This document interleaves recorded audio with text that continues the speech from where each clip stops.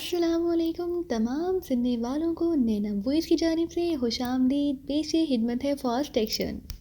Okay thank you, ان دونوں نے ایک طویل سانس لیتے ہوئے کہا اور پھر وہ واپس مین گیٹ کی طرف بڑھ گئے۔ میرا خیال ہے کہ اسے ملٹری سیکرٹ سروس والے لے گئے ہوں گے، ان کے اپنے خصوصی ہسپتال ہوتے ہیں، ٹام نے کار میں بیٹھتے ہوئے کہا۔ ہاں لگتا تو ایسا ہی ہے، لیکن یہ معاملہ اب ہمارے لیے خطرناک ہو گیا ہے۔ تنویر ہمیں پہچانتا ہے، وہ ہوش میں آ کر یقیناً ملٹری سیکرٹ سروس کو ہمارے متعلق رپورٹ دے دے گا، ٹیری نے انتہائی سنجیدہ لہجے میں کہا۔ بہرحال جو ہوگا دیکھا جائے گا، اب یہی صورت ہے کہ ہم اس لڑکی کو قابو میں رکھیں اور پھر اس کے ذریعے تنویر کو ٹریس کیا جائے۔ ٹام نے سر جھٹکتے ہوئے کہا۔ اب ان کی کار تیز رفتاری سے واپس اپنی رہائش گاہ کی طرف اڑی چلی جا رہی تھی اور پھر باقی راستہ تقریباً خاموشی سے ہی گزر گیا۔ وہ دونوں اپنی اپنی جگہ شاید تنویر کے متعلق ہی سوچ رہے تھے۔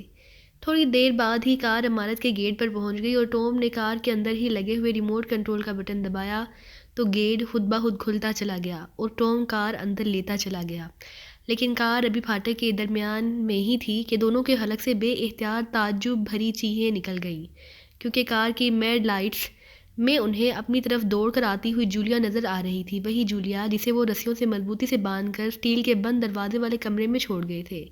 ٹام نے بے اختیار بریک لگا دیے اور عین اسی لمحے تیزی سے بھاگ کر آنے والی جولیا نے اپنے جسم کو اچھالا اور پھر اس کا جسم فضا میں اڑتا چلا گیا اور چھت سے رگڑ کھا کر پشت پر گرتا دکھائی دیا۔ یہ نکل گئی، ان دونوں نے چیخ کر کہا، اور پھر انہوں نے لاشعوری طور پر دروازے کھول کر باہر بھاگنے کی کوشش کی، لیکن پھاٹک کی چوڑائی کم ہونے کی وجہ سے دروازے پوری طرح نہ کھل سکے اور پھاٹک سے ٹکرا کر ایک دھماکے سے دوبارہ بند ہو گئے۔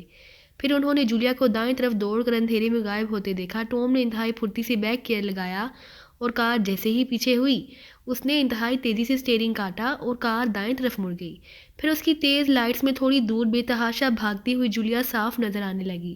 چونکہ رات کا انتہائی پچھلا پہر تھا، اس لیے پوری سڑک اور ارد گرد کا ماحول بالکل سنسان پڑا ہوا تھا۔ ادھر جولیا پر جیسے ہی لائٹس پڑیں، اس نے تیزی سے ایک طرف چھلانگ لگائی اور ایک کوٹھی کی دیوار کے ساتھ ساتھ بھاگنے لگی۔ ٹام نے کار کی رفتار اور تیز کر دی اور پھر انہوں نے جولیا کو ایک ملحقہ گلی میں گھستے دیکھا۔ تیار رہو ٹیری، اسے گولی مارو، ٹام نے چیخ کر کہا اور اسی لمحے کار گلی کے سرے پر پہنچ گئی۔ چونکہ ٹیری اس سائڈ پر تھا جدھر گلی تھی، اس لیے ٹیری کو دور گلی میں بھاگتی ہوئی جولیا نظر آ گئی۔ اس نے ہاتھ میں پکڑا ہوا ریوالور سیدھا کیا اور دوسرے لمحے ٹریگر دباتا چلا گیا۔ فضا فائرنگ کی تیز آواز سے گونج اٹھی، مگر جولیا ان کی توقع سے کہیں زیادہ پھرتیلی تھی۔ فائرنگ ہوتے ہی وہ گلی کے درمیان میں موجود کوڑے کے ڈرم کی آڑ میں آ گئی۔ بھاگو، اسے پکڑو، ٹام نے کہا۔ پھر ان دونوں نے ایک جھٹکے سے دوسرے دروازے کھولے اور دوڑتے ہوئے اس ڈرم کی طرف بڑھنے لگے۔ ریوالور ان کے ہاتھوں میں تھے اور وہ پوری طرح چوکنے تھے۔ جولیا ابھی تک ڈرم کے پیچھے ہی تھی، کیونکہ اگر وہ وہاں سے نکلتی تو ضرور انہیں نظر آ جاتی، اور پھر وہ دونوں ڈرم پر پہنچ گئے، مگر دوسرے لمحے حیرت سے ان کی آنکھیں پھٹتی چلی گئیں، کیونکہ ڈرم کے ارد گرد فضا سنسان تھی۔ جولیا کا کہیں پتہ نہ تھا۔ ارے یہاں تو کوئی نہیں، ٹیری نے حیرت بھری آواز میں کہا۔ وہ یہیں ڈرم کی آڑ میں تھی، اگر بھاگتی تو نظر آ جاتی، ٹام نے کہا، لیکن یہاں تو کوئی نہیں ہے، ڈرم کے اندر بھی نہیں ہے، وہ یقیناً ڈرم کی آڑ میں بھاگ نکلی ہے، ٹیری نے زور سے ڈرم کو لات مارتے ہوئے کہا، اور اس کے ساتھ ہی وہ تیزی سے گلی کے اختتام کی طرف دوڑتے چلے گئے۔ اسے قتل ہونا چاہیے ہر قیمت پر، ٹیری نے بھاگتے ہوئے انتہائی غصیلے لہجے میں کہا، اور پھر وہ دونوں چند لمحوں میں گلی کے دوسرے سرے پر پہنچ گئے۔ یہاں ایک سڑک تھی، لیکن ساری سڑک اور آس پاس کا علاقہ بالکل سنسان تھا۔ وہ گہری نظروں سے ادھر ادھر دیکھتے رہے اور پھر اسی لمحے انہیں اپنے عقب میں کسی کے دوڑنے کی آواز سنائی دی اور وہ چونک کر مڑے، اور پھر ان کے حلق سے تعجب بھری آوازیں نکلیں، کیونکہ انہوں نے جولیا کو تیزی سے دوڑ کر کار کی طرف جاتے ہوئے صاف دیکھ لیا تھا۔ دوسرے لمحے ان دونوں کے ریوالور سے بیک وقت گولیاں نکلی، مگر قاصد زیادہ ہونے کی بنا پر، فاصلہ زیادہ ہونے کی بنا پر جولیا ان کی گولیوں کی زد سے باہر تھی۔ وہ دونوں بے تحاشا جولیا کی طرف دوڑ پڑے، مگر اس سے پہلے کہ وہ قریب پہنچتے جولیا کار میں سوار ہو چکی تھی، اور پھر ان کے دیکھتے ہی دیکھتے کار ایک جھٹکے سے آگے بڑھی اور ان کی نظروں سے غائب ہو گئی۔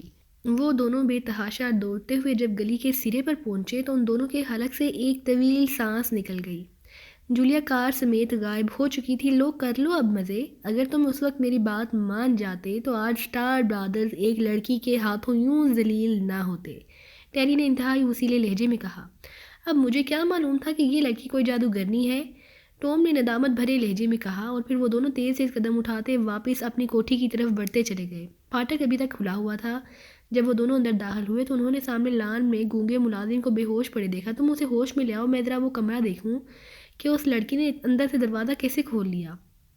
ٹام نے ٹیری سے مخاطب ہو کر کہا اور تیز تیز قدم بڑھاتا اندر چلا گیا۔ جب وہ کمرے کے دروازے پر پہنچا تو اس کی آنکھیں حیرت سے پھٹی کی پھٹی رہ گئیں، کیونکہ دروازہ اسی طرح بند تھا، البتہ اس کا ایک کونا دیوار سے علیحدہ ہو کر باہر کی طرف مڑا ہوا تھا، اور اس میں اتنا خلا موجود تھا کہ جولیا جیسی اسمارٹ جسم کی لڑکی اس میں سے آسانی سے گزر جاتی۔ یہ کیا ہوا؟ اچانک ٹیری کی آواز سنائی دی۔ وہ بھی حیرت سے دروازے اور خلا کو دیکھ رہا تھا۔ یہ لڑکی واقعی وہ نہیں تھی جو اس نے ہمیں بتایا ہے۔ میرا خیال ہے کہ اس کا تعلق یہاں کی سیکرٹ سروس سے ہے۔ سیکرٹ سروس والے ہی ایسے کارنامے انجام دے سکتے ہیں، ٹام نے بڑبڑاتے ہوئے کہا۔ اگر ایسی بات ہے تو یہ عمارت اس وقت شدید خطرے میں ہے۔ جولیا اب تک سیکرٹ سروس سے رابطہ کر چکی ہوگی، ٹیری نے چونکتے ہوئے کہا۔ ہاں، اب یہاں رہنا سراسر حماقت ہے۔ اس گونگے کا کیا ہوا؟ ٹیری نے تیزی سے واپس مڑتے ہوئے پوچھا۔ اس نے اشاروں میں صرف اتنا بتایا ہے کہ وہ باورچی خانے میں تھا کہ آواز سن کر باہر آیا تو لڑکی اس وقت برآمدے میں پہنچ چکی تھی۔ اس نے لڑکی پر حملہ کر دیا، لیکن لڑکی اسے زیر کر کے بھاگ نکلی۔ پھر اس نے پھاٹک کے پاس جا پکڑا، مگر وہ آفت کی پرکالہ اسے بے ہوش کر دینے میں کامیاب ہو گئی۔ ٹیری نے واپس برآمدے کی طرف آتے ہوئے کہا۔ جلدی کرو، اپنا سامان سمیٹو، میں گیراج سے دوسری کار نکالتا ہوں، اور اس گونگے کو بھی بلاؤ، ہم اسے کھلی جگہ ڈراپ کر دیں گے، ٹام نے کہا، اور ٹیری سر ہلاتا ہوا ایک کمرے کی طرف دوڑتا چلا گیا۔ ٹام تیز تیز قدم اٹھاتا عمارت کی ایک سائڈ میں بنے ہوئے گیراج کی طرف بڑھا۔ پھر اس نے گیراج کھول کر ایک سیاہ رنگ کی کار باہر نکالی۔ دونوں کاریں انہوں نے جیلی ناموں سے ایک ڈیلر سے خریدی تھیں اور ان پر جیلی نمبر پلیٹیں لگا دی گئی تھیں۔ دونوں کاریں سیاہ رنگ کی تھیں، ایک تو جولیا لے اڑی تھی اور اب یہ باقی رہ گئی تھی۔ ٹام نے کار گیراج سے باہر نکالی تو اسی لمحے ٹیری 2 اٹیچی کیس اٹھائے گونگے کے ہمراہ کار تک پہنچ گیا۔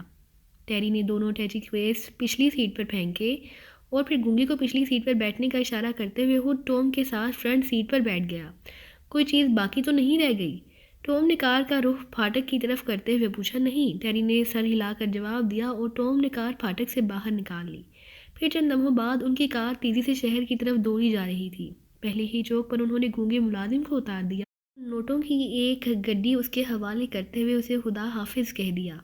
یہ ملازم انہوں نے ایک اخبار میں اشتہار دے کر رکھا تھا، اور ظاہر ہے اب ان کے پاس کوئی ٹھکانہ نہ تھا، اس لیے وہ اسے کہاں لٹکائے پھرتے، اس لیے انہوں نے اسے فارغ کر دیا۔ گونگے ملازم کے جانے کے بعد ٹام نے کار آگے بڑھا دی۔ اب کہاں جانے کا ارادہ ہے؟ کیا کسی ہوٹل میں جائیں گے؟ ٹیری نے پوچھا۔ میرا خیال ہے جو عارضی طور پر شوبرا ہوٹل میں ٹھہر جائیں گے، کرنل بھی وہیں ہے۔ اب ہمیں مل کر نئے سرے سے حالات پر غور کرنا ہوگا۔ اب تک ہماری کارکردگی بالکل صفر رہی ہے، اور وہ جولیا واقعی سیکرٹ سروس کی ممبر ہے، تو پھر ہم یقیناً سیکرٹ سروس کی نظر میں بھی آ گئے ہیں، اس لیے ہمیں اب باقاعدہ منصوبہ بندی کے تحت کام کرنا ہوگا، ٹام نے سنجیدہ لہجے میں جواب دیتے ہوئے کہا۔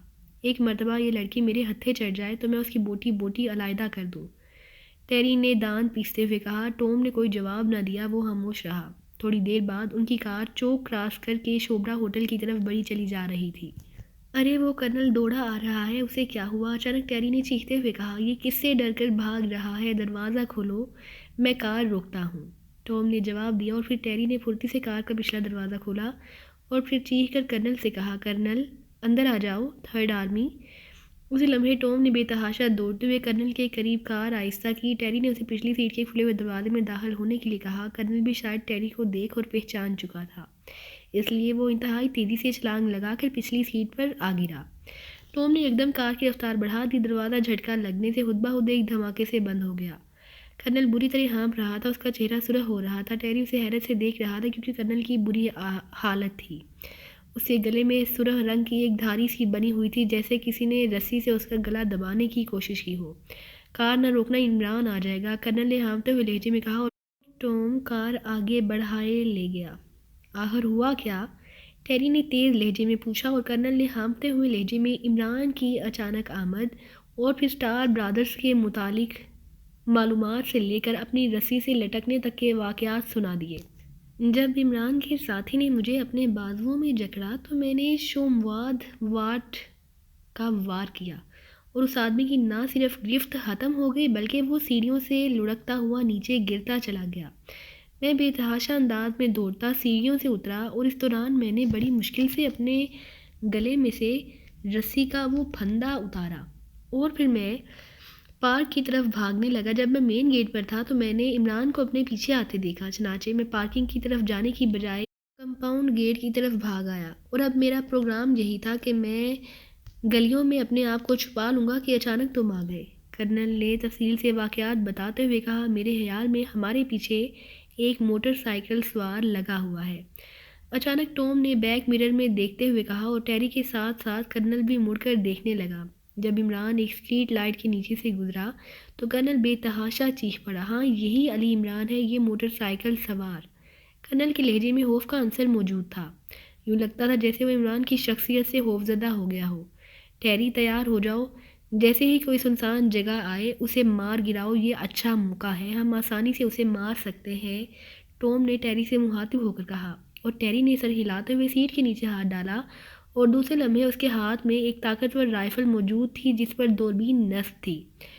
इसने उस राइफल का एमोशन चेक किया और फिर वो फायर करने के लिए अपने आप को तैयार करने लगा। उसी लम्हे इमरान ने मोटर की रफ्तार आहिस्ता कर दी और फिर कार तेज़ रफ्तारी से आगे बढ़ गई जबकि मोटरसाइकिल की रफ्तार आहिस्ता होने लगी। इसका मतलब है कि अब हमारे ताक़ुब में आएगी, टॉम ने बड़बड़ाते हुए कहा। मेरा ख्याल है इमरान चौक से दाएं तरफ मुड़कर अगले चौक पर जाकर हमारा इंतज़ार करेगा, टेरी ने कहा।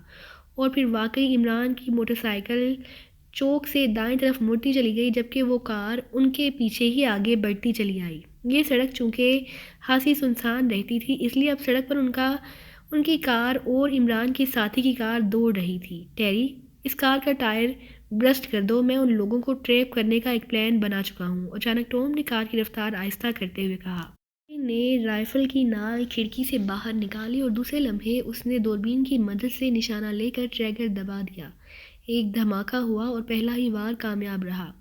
पीछे आने वाली कार बुरी तरह लड़खड़ाने लगी और टॉम ने अब कार तेज़ी से मोड़ी और कार के टायर एहतजाजी अंदाज में चीखते हुए किसी लट्टू की तरह घूम गए और टॉम ने अब कार तेज़ी से पीछे आने वाली कार की तरफ बढ़ा दी जो अब लड़खड़ा कर रुकने ही वाली थी। और फिर टॉम ने इंतहाई फुर्ती से कार रोकी, दरवाज़ा खोलकर नीचे छलांग लगा दी और दूसरे लम्हे वो नीचे उतरने की कोशिश करते हुए टाइगर के सर पर पहुंच गया और फिर उससे पहले कि टाइगर संभलता टॉम ने रिवाल्वर का बट पूरी कुव्वत से उसके सर पर दे मारा और टाइगर वहीं स्टीयरिंग पर ही ढेर हो गया।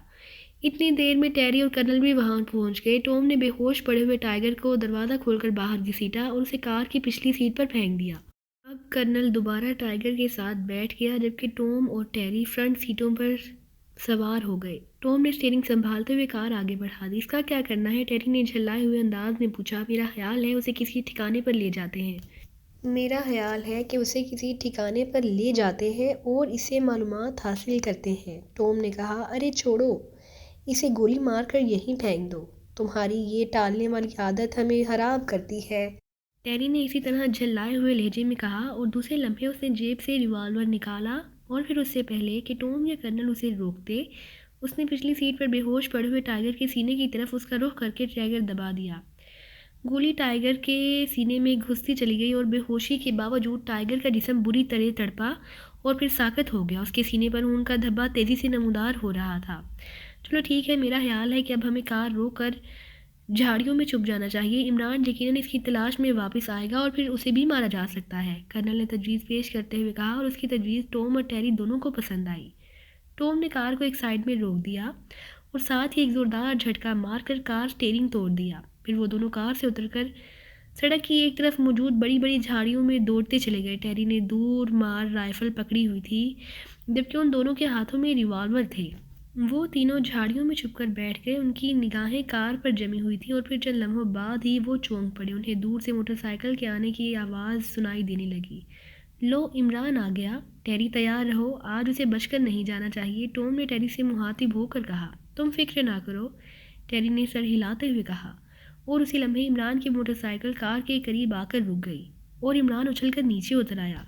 चूँकि वो तीनों इमरान की उल्टी तरफ की झाड़ियों में छुपे हुए थे इसलिए उनके और इमरान के दरमियान कार की आड़ थी और जहाँ से इमरान पर फायर ना किया जा सकता था, इसलिए टेरी इंतज़ार में रहा कि इमरान कार की आड़ से निकले तो उस पर फायर करे। फिर उन्होंने देखा कि इमरान ने कार की पिछली सीट पर पड़े हुए टाइगर को घसीट कर कार से बाहर निकाला। फिर उसे मोटरसाइकिल की टैंकी पर लटा कर वो मोटरसाइकिल पर सवार हो गया। टेरी, ٹوم نے چیخ کر کہا اور ٹیری نے جس کی انگلی ٹریگر پر جمی ہوئی تھی آنکھ نال پر لگی ہوئی دوربین کے ساتھ چپکی ہوئی تھی سر ہلا دیا۔ پھر جیسے ہی عمران کی موٹر سائیکل ایک جھٹکا کھا کر آگے بڑھی اور کار کی آڑ سے باہر نکلی، ٹیری کی انگلی نے حرکت کی اور دوسرے لمحے ایک دھماکہ ہوا اور پھر ان تینوں نے عمران سمیت موٹر سائیکل کو کلا بازیاں کھاتے دیکھا۔ وہ مرا ان تینوں کے حلق سے بے اختیار نکلا اور پھر وہ تینوں ہی تیزی سے دوڑتے ہوئے جاڑیوں سے نکل کر سڑک پر آ گئے۔ اب وہ تینوں تیزی سے اس طرف دوڑ رہے تھے جدھر عمران موٹر سائیکل سے اچھل کر جا گرا تھا۔ ان کے چہرے فتح کی کامرانی سے دمک رہے تھے۔ بلاخر وہ اپنے سب سے بڑے دشمن کو مار گرانے میں کامیاب ہو ہی گئے۔ ٹیلی فون کی کرخت اور تیز گھنٹی پر صفدر نے آنکھیں کھول دی۔ چند لمحے وہ نیند کی حالت میں آنکھیں کھولے پڑا رہا، مگر دوسرے لمحے گھنٹی کی تیز آواز ایک بار پھر گونجی تو صفدر ہوشیار ہو گیا۔ یس صفدر اسپیکنگ۔ صفدر کی آواز نیند کی وجہ سے بھرائی ہوئی تھی۔ X2۔ دوسری طرف سے X2 کی آواز سنائی دی اور صفدر کے دماغ سے نیند کا دباؤ بجلی کسی تیزی سے ہٹتا چلا گیا۔ یس سر، صفدر نے ہوشیار لہجے میں جواب دیا۔ صفدر، کیپٹن شیل کو اپنے ہمراہ لے کر فوری طور پر ذیشان کالونی پہنچو۔ وہاں تم نے دوسری رو میں ایسی کوٹھی تلاش کرنی ہے جس کے باہر ستون بنا ہوا ہو۔ اس کوٹھی کا جائزہ لے کر مجھے فوری طور پر صورتحال سے آگاہ کرو۔ B3 ٹرانسمیٹر ساتھ لے جانا۔ کیپٹن شکیل کو میں نے فون کر دیا ہے، وہ تمہارے پاس پہنچنے ہی والا ہوگا، جلدی کرو۔ دیر نقصان دہ ہو سکتی ہے اور اگر وہاں سے کوئی آدمی نکلے تو تم نے اس کی بھرپور نگرانی کرنی ہے۔ X2 نے تیز لہجے میں اسے ہدایات دیتے ہوئے کہا۔ بہتر جناب، صفدر نے جواب دیا اور اسی لمحے رابطہ ختم ہو گیا۔ X2 ریسیور رکھ چکا تھا۔ صفدر نے ایک جھٹکے سے ریسیور کریڈل پر پھینکا اور پھر چھلانگ لگا کر وہ تیزی سے نیچے اترا اور دوڑتا ہوا غسل خانے میں گھستا چلا گیا۔ X2 کا لہجہ بتا رہا تھا کہ اسے جلد از جلد کوٹھی تک پہنچ جانا چاہیے، چنانچہ اس نے انتہائی پھرتی سے منہ ہاتھ دھویا، لباس بدلا اور پھر الماری سے ریوالور نکال کر جیب میں ڈالا۔ اسی لمحے اسے کال بیل بجنے کی آواز سنائی دی۔ وہ سمجھ گیا کہ کیپٹن شکیل آیا ہوگا، چنانچہ وہ تیزی سے غسل خانے سے نکل کر دروازے کی طرف بڑھتا چلا گیا۔ اس نے ایک جھٹکے سے دروازہ کھولا تو واقعی دروازے پر کیپٹن شکیل موجود تھا۔ اور شکیل، صفدر نے تیزی سے باہر نکلتے ہوئے کہا اور آٹومیٹک لاک اتار کر وہ دونوں آگے پیچھے چلتے ہوئے سیڑھیاں اترتے چلے گئے۔ سیڑھیوں کے نیچے کیپٹن شکیل کی کار موجود تھی۔ صفدر نے اپنی کار نکالنا وقت ضائع کرنا سمجھا اور تیزی سے کیپٹن شکیل کی کار میں سوار ہو گیا۔ کیپٹن شکیل نے ڈرائیونگ سیٹ سنبھال لی۔ جانا کہاں ہے؟ کیپٹن شکیل نے کار سٹارٹ کرتے ہوئے پوچھا۔ ذیشان کالونی۔ کیا X2 نے تمہیں تفصیل نہیں بتائی؟ صفدر نے حیرت بھرے لہجے میں کہا۔ نہیں، بس اتنا کہا ہے کہ فوری طور پر صفدر کے فلیٹ پر تیار ہو کر پہنچ جاؤ۔ کیپٹن شکیل نے سر ہلاتے ہوئے جواب دیا۔ اوہ ہاں، میں بتاتا ہوں، صفدر نے طویل سانس لیتے ہوئے کہا اور پھر اس نے X2 کی ہدایات بتا دی۔ کیا کوئی کیس شروع ہو گیا ہے؟ ہو گیا ہوگا، تبھی پچھلی رات کام پر لگایا گیا ہے، صفدر نے جواب دیا اور کیپٹن شکیل نے سر ہلا دیا۔ کیپٹن شکیل کی کار آبھاسی تیز رفتاری سے ذیشان کالونی کی طرف بڑھی چلی جا رہی تھی اور پھر تھوڑی دیر بعد وہ ذیشان کالونی میں داخل ہو گئے۔ کیپٹن شکیل نے کار دوسری رو والی کوٹھی کے سامنے سے گزرنے والی سڑک پر موڑ دی اور کار کی رفتار آہستہ کر دی۔ اب وہ ایسی کوٹھی ڈھونڈ رہے تھے جس کے سامنے ستون بنا ہوا ہو۔ صفدر ایک طرف والی کوٹھیوں کو چیک کر رہا تھا جبکہ کیپٹن شکیل دوسری طرف والی کوٹھیوں پر نظریں رکھے ہوئے تھا۔ وہ اس کوٹھی کے سامنے ستون موجود ہے، اچانک کیپٹن شکیل نے ایک کوٹھی کی طرف اشارہ کرتے ہوئے کہا۔ اور صفدر بھی چونک کر ادھر دیکھنے لگا۔ واقعی کوٹھی کے سامنے ایک ستون موجود تھا۔ یہ شاید ٹیلی گراف والوں نے بنایا تھا کیونکہ اس پر ان کا مونوگرام صاف دکھائی دے رہا تھا۔ نیچے شاید ان کا کٹنگ پوائنٹ تھا، اس لیے ان کی نشاندہی کے لیے ستون بنایا گیا تھا۔ ہاں، یہی کوٹھی ہے، کار آگے کر کے روک دو، صفدر نے سر ہلاتے ہوئے کہا اور کیپٹن شکیل نے کار آگے کے ایک درخت کے سائے میں روک دی۔ آؤ دیکھتے ہیں، صفدر نے کار کا دروازہ کھول کر نیچے اترتے ہوئے کہا اور کیپٹن شکیل بھی نیچے اتر آیا۔ پھر وہ دونوں تیز تیز قدم اٹھاتے کوٹھی کے گیٹ کی طرف بڑھتے چلے گئے۔ چونکہ ہر طرف سنسانی پھیلی ہوئی تھی، اس لیے صفدر نے کوٹھی کی پشت کی طرف جانے کی بجائے سامنے کے رخ سے کوٹھی کا جائزہ لینے کا پروگرام بنا لیا۔ چنانچہ کوٹھی کے قریب پہنچتے ہی صفدر نے چھلانگ لگائی اور دوسرے لمحے اڑتا ہوا کوٹھی کی دیوار پر جا بیٹھا۔ دیوار چونکہ زیادہ اونچی نہ تھی، اس لیے نہ صفدر کو چھلانگ لگانے میں زیادہ قوت نہ لگانی پڑی اور وہ آسانی سے دیوار پر پہنچ گیا تھا۔ یہ تو سنسان پڑی ہے، صفدر نے ایک لمحے کے لیے اندر کا جائزہ لیتے ہوئے کہا اور دوسرے لمحے اس نے اندر چھلانگ لگا دی۔ کیپٹن شکیل صفدر کے اندر کودتے ہی تیزی سے پھاٹک کی طرف بڑھا کیونکہ اسے معلوم تھا کہ صفدر سب سے پہلے پھاٹک ہی کھولے گا اور پھر وہی ہوا۔ جیسے ہی کیپٹن شکیل گیٹ پر پہنچا، گیٹ کھلتا چلا گیا اور کیپٹن شکیل تیزی سے کوٹھی کے اندر داخل ہو گیا۔ پھر وہ دونوں ہاتھوں میں ریوالور پکڑے بڑی احتیاط سے کوٹھی کی عمارت کی طرف بڑھتے چلے گئے۔ واقعی کوٹھی سنسان معلوم ہو رہی ہے، کیپٹن شکیل نے کہا اور صفدر نے سر ہلا دیا۔ جلدی ہی وہ دونوں کوٹھی کے برآمدے میں پہنچ گئے۔ تمام کمروں کے دروازے کھلے پڑے تھے اور وہاں کسی ذی روح کی موجودگی کے کوئی آثار نہ تھے۔ صفدر نے اطمینان سے کمروں کی لائٹیں جلائیں تو اسے صرف ایک کمرے میں 2 بیڈ پڑے ہوئے نظر آئے، لیکن کسی کے وہاں رہنے کے کوئی آثار موجود نہ تھے۔